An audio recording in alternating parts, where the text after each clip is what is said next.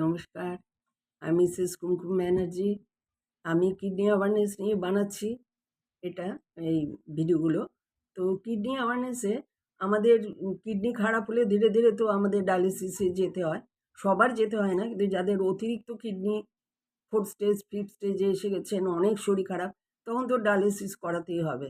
তো ডায়ালিসিসে আমাদের সবার আগে দেখতে হবে ডায়ালিসিস সেন্টারটা কেমন। তো ডায়ালিসিস সেন্টারে কী হয়, আমরা যেতে যেতে কী হয়, ওই টেকনিশিয়ানের সাথে পেশেন্টের একটা খুব ভালো বন্ডিং হয়ে যায়। তো আমরা ওই জন্য একই ডায়ালিসিস সেন্টারে থাকার চেষ্টা করা উচিত। আমরাও থাকি তাই।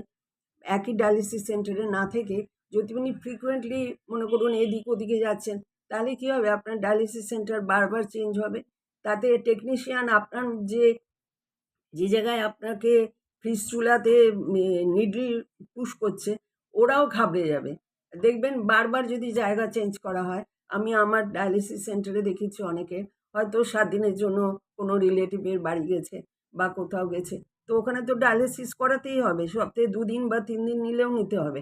একটা ডায়ালিসিস হলেও আপনি যদি 7 দিন থাকেন কোথাও গিয়ে, একটা ডায়ালিসিস হলেও আপনাকে নিতে হবে। কেননা আপনার শরীরে তো জল জমে যাচ্ছে। তো জলটাকে জল, পটাশিয়াম, সোডিয়াম সবই জমতে থাকে আমাদের শরীরে। তো ওটা ডায়ালিসিস থ্রু দিয়ে বের করে দেবে। তো ডায়ালিসিস ওই জন্য কী করতে হবে, ডায়ালিসিস সেন্টারটাকে আপনাকে নিজের ঘর মনে করে থাকতে হবে। আপনি বারবার ফ্রিকোয়েন্টলি মুভমেন্ট করবেন না।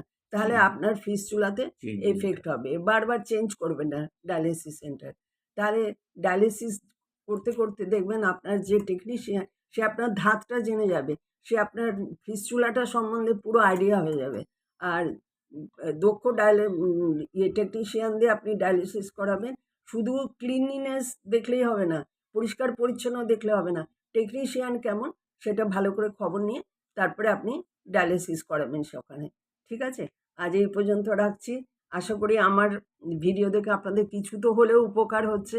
কেননা আমার অনেক ফোন আসছে, যার জন্য আমি বুঝতে পারছি যে মানুষ অনেক উপকার পাচ্ছে। আজ রাখছি এ পর্যন্ত। ধন্যবাদ।